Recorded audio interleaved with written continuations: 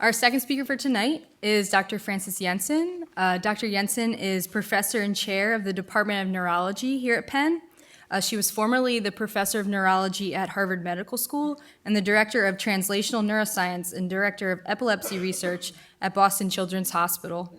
She received her MD from Cornell University Medical College.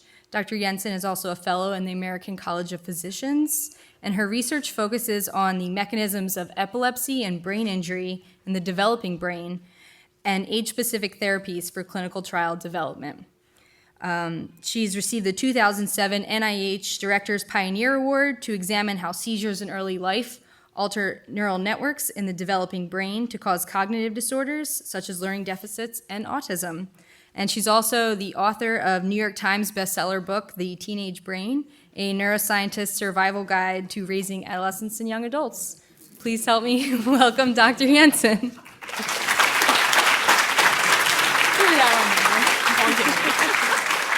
Thank you. Thank you very much. So it's great, and you'll see some similarities in the themes of Mark's and my talk, actually.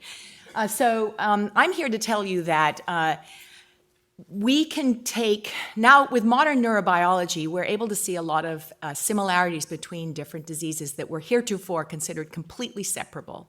Epilepsy and autism are one of those. And I'd like to just show you, through some work in my laboratory and some other random data, how these diseases may be connected and how actually learning about one might help the other and vice versa.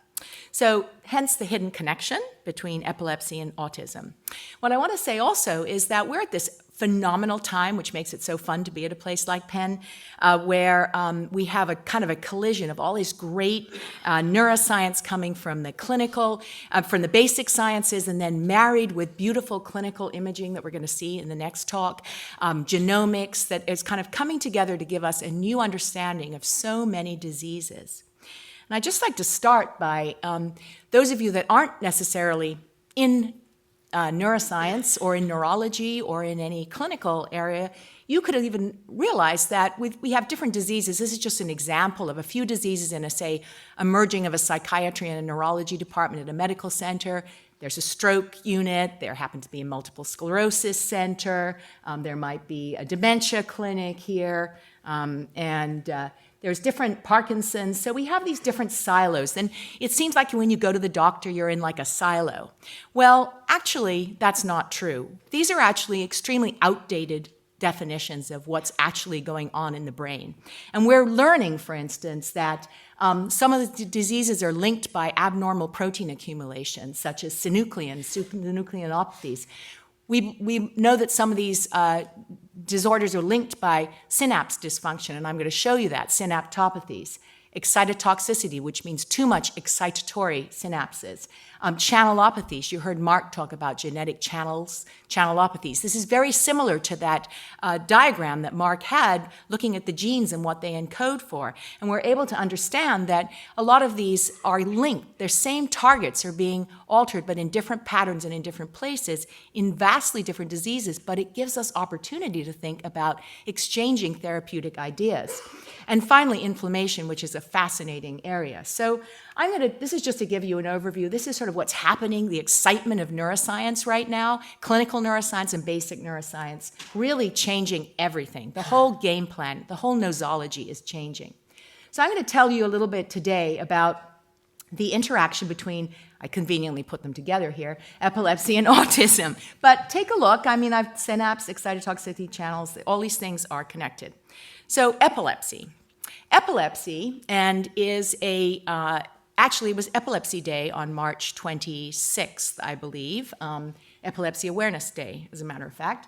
Epilepsy has been around for millennia, and it is a very confusing, can be very scary disease. It is also a spectrum disorder. It is linked by the fact that people have seizures, episodic, unpredictable alterations in neurological status. It can range from very mild staring spells to severe disabling, intellectually disabling, permanent brain injury type of epilepsy, profound effects, and 1 in 26 people will have epilepsy during their lifetime. It is a lifespan disorder.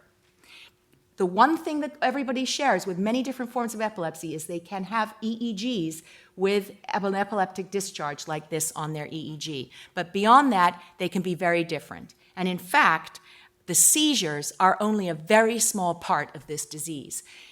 The epilepsy, the seizures themselves are basically the tip of the iceberg. 50% of people with epilepsy, refractory epilepsy, have some sort of cognitive dysfunction. When you think about it, an epileptic seizure is too much excitation in one of these networks across a number of synapses. And that circuit has a day job. It might be mood, it might be motor control, it might be memory. And so this is why epilepsy is often associated with many other cognitive dysfunctions. Epilepsy is also a disease of early life, and many people get it early in life. It's one of the highest areas of prevalence, and autism is associated with epilepsy. Now, what about autism? It also has a Greek name and a Greek origin from autos, and this has been only in the last 100 or so years recognized, but it was given an old Greek name. And autism is also a spectrum disorder. You've heard that today very nicely described by Kate and also Mark. And 1 in 68 children have autism. And importantly, about 40% of people with, up to 40% of people with autism also have epilepsy. This is not an inconsequential, small problem for people with autism. It's actually there, and it is not very well appreciated and not talked about. So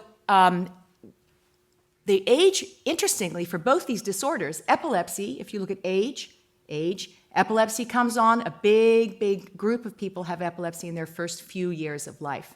And of course, autism is also a disease of the first few years of life. So what is going on in the brain in the first few years of life that might generate these two diseases? Here is a look at what's going on in the synapses, we have two types of synapses, excitatory and inhibitory, to keep it simple. And you can see across the lifespan when you look in animal and in human that there's a bump in synapses that are the excitatory synapses, and inhibitory synapses take a while to get there. This is a very important part of development called the critical period, where you can learn 2 and 3 languages flawlessly, etc. This is because you're using your excitatory synapses that are turning on and building new synapses as you go through memory. So this is a very good thing early in life, but it also is a double-edged sword, because it is also a time that lowers your seizure threshold, your threshold to too much excitation, called epilepsy. There are several disorders, different types of epilepsies that can happen in this window of development. Without getting technical, every single one of these types of epilepsies that comes on at different points in development has a cognitive consequence: language dysfunction, attention problems, learning problems, severe intellectual disability in these others, and autism in some, in infantile spasms and neonatal seizures. And interestingly, autism also is coming on in this window. Many have thought that epilepsy is certainly too much excitation. The balance between excitation and inhibition is broken. I hope you all get that, even the non-scientists. There's too much on and not enough off in your brains, too much activity. But many feel that there's an excitatory-inhibitory imbalance in autism as well, and that the brain is not building itself the same way as many other people in the population. So what is going on at these excitatory synapses? I've said these excitatory synapses are really important for learning and memory and building new synapses. Children learn better than at any other age, and adolescents too, but better than any other age, and they also have more synapses. So here, what is going on with learning and memory? The basic mechanism of learning memory is laid out in this slide. It's a simplification of a lot of research that's been done. Here's a synapse here, and it's going to send a signal across, and you can measure a little blip on an oscilloscope in a second cell if you were recording from it. And so if you do this many, many times across the same synapse, what happens, seconds, minutes, hours, you begin to build a bigger, fatter synapse that you can see here, which conducts a much larger signal, as is if you were to record from it, as is diagrammed here. So essentially, when you're learning something, and if anybody's learning anything in this audience tonight, you might be building more real estate in your hippocampi as we speak, but you can see that newer, faster synapses are what's involved with regular learning and memory. And so you can see here, we call this long-term potentiation, which means strengthening for long-term, that synaptic connection, so you have it at the ready for a motor control or, say, a memory. So one of the things we've looked at in our laboratory is epilepsy is also too much connectivity. And we've believed that we are seeing that epilepsy, in some respects, is like an extreme form of this long-term potentiation. It's creating too much synaptic area here to cause an epileptic state. Are you with me? So we have to model this. So we choose to model this in the baby rat and to see if we can get seizures. And we can create early life seizures, which we can record, and we can look at these animals as they get older and see what they do. Do they have problems learning? Do they have autism? Do they have epilepsy when they are grown up? Because you're giving them seizures right when their brains are developing. And in fact, you do see big abnormalities. We can take brain slices out of these animals and we can see much more activity, which is shown here compared to controls, in their brains just as a result of seizures in this very special time of development. It's graphed here, actually. You can see that this is the normal amount of activity, and this big hump here is showing on this graph that there's much more in the post-seizure. We also find that more of those receptors, remember I said they're being put up on the surface, are being put up after a seizure to create kind of an LTP-like situation, so too strong a synapse. And so one might ask, well, if you have a disease that's causing too strong synapses, will they be able to learn afterwards? Will they be able to do a normal learning if they've already kind of been pushed to their max? And the answer is, actually, they have problems. And in fact, when we try to make the post-seizure animal try to get a bigger synapse, which can be done normally. In a graph here, you're going along and you create that, try to give them a stimulus that will cause a memory, and you get a much higher, bigger synaptic response. In slices from animals that have had seizures, they're flattened. They don't do any change. They're like resistant to the stimulation for what we call a model of memory, learning and long-term potentiation. Meanwhile, they're also seizing. So we believe that the seizures are definitely impairing their ability to do normal learning. And we also found that these same animals have not normal behavior. They have actually, in addition to seizing, they also have autistic-like behavior.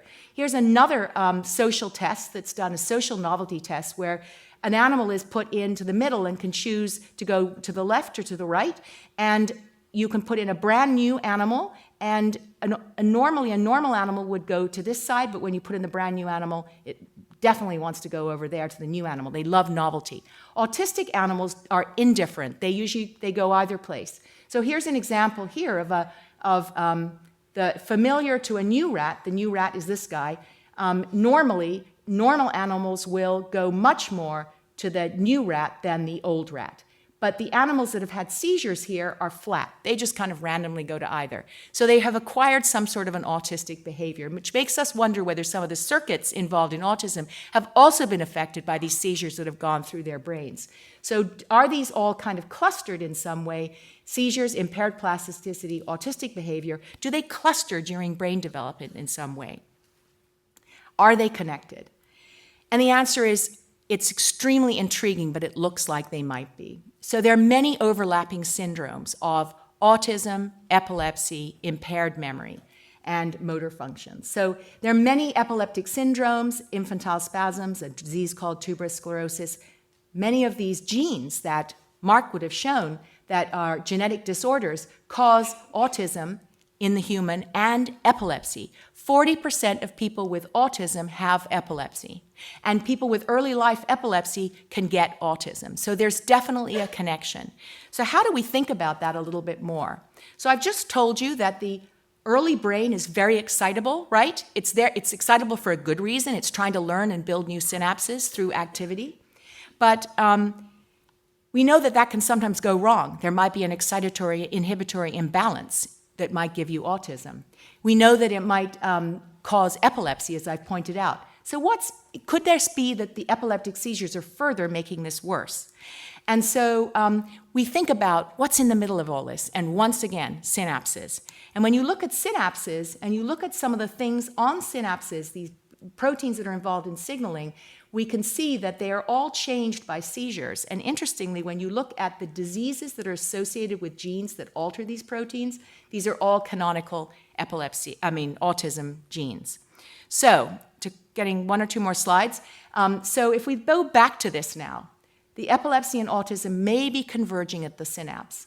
So here, remember I told you that, this is the kind of the epileptic synapse, it's overactivated. So take a look at this.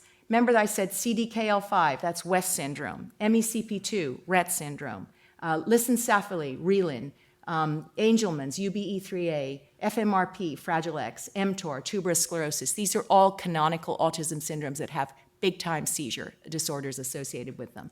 So could we asked, if you were to stop the seizures, would you actually stop driving these pathways so that you might actually have a behaviorally good effect? And the answer is yes. If we stop the seizures with treatments that block those receptors, we see a normalization. Remember I showed you, there's the big activity. This is a treated animal. Once again, you bring it back down to normal there. And also the seizures, that they have high seizures when they're adults, you can block that with this treatment if you stop it right there early on. And even that behavior that we've been talking about, if you treat the animals right after their seizure when they're young, they return to being normal in terms of their behavior, and they get back their long-term potentiation. So then what I'm trying to show you, that there are powerful effects, that you're getting similar therapeutic effects on multiple behaviors and multiple features of the animal, suggesting there's a connection. So just to close with, this comes out of a review done by Penn et al., where they're looking at the number of synapses, and they're saying that autism is known to be a problem with synapses. This is, again, that from birth to adulthood, we normally prune our synapses, right? But autism, ASD, doesn't. And what I'm showing you here is neither does epilepsy. And in fact, I wonder whether this window right here, where there's the growth of the brain under epileptic conditions, whether it's an opportunity to maybe even further bend this curve back to normal if we can indeed treat those seizures. So again, if we can treat those seizures with treatment right there, we might be able to bend it back. So to close with then, I hope I've given you a brief window on how we can use modern neurobiology to connect to rather old diseases that were previously thought to not be related at all, and that in fact we can take lessons from epilepsy and put them into autism patients, and indeed with all those genes I've been talking about, Fragile X, UBE3A, et cetera, they have also great research being done on them. Maybe those will be helpful in early life epilepsy as well. So that's the end of my talk. Thank you.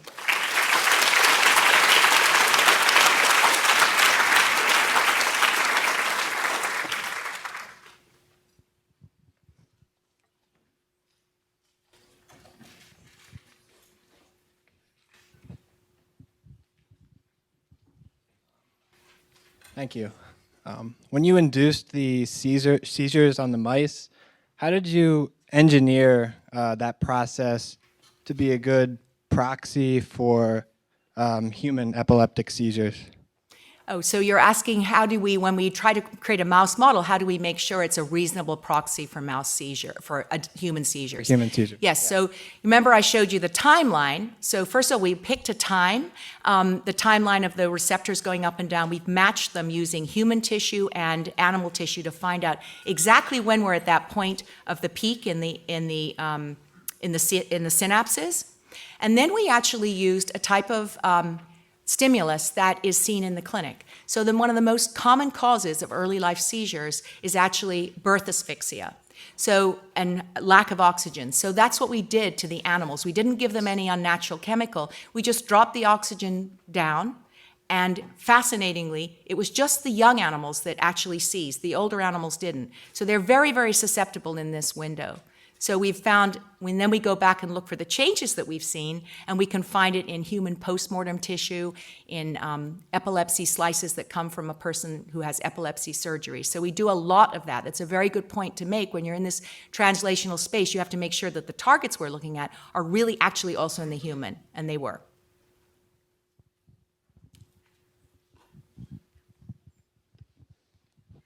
So a little while back, you said that post-seizures, the amount of channels rises in the synapses.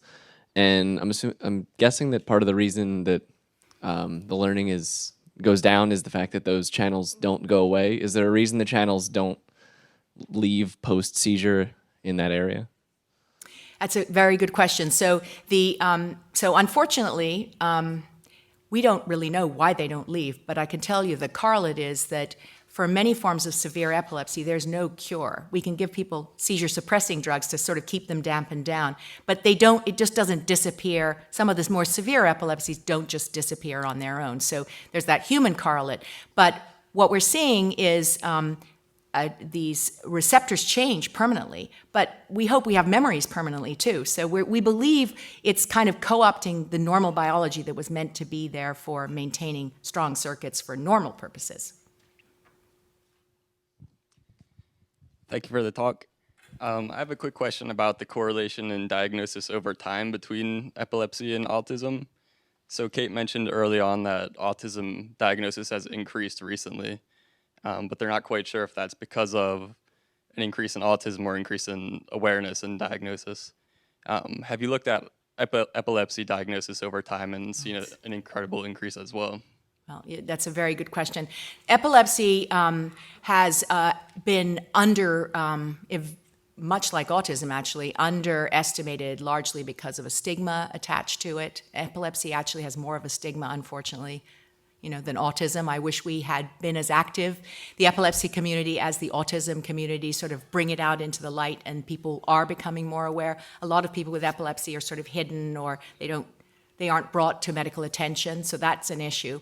But when we did an Institute of Medicine report about 4 years ago in 2012, and we found that, this is when we found the statistic of 1 in 26 people, when we actually had the CDC go back and do much more careful questioning. A lot of general doctors don't know epilepsy. They don't understand epilepsy. A lot of neurology is not understood, or psychiatry, by generalists, and we have to change that because it's out there.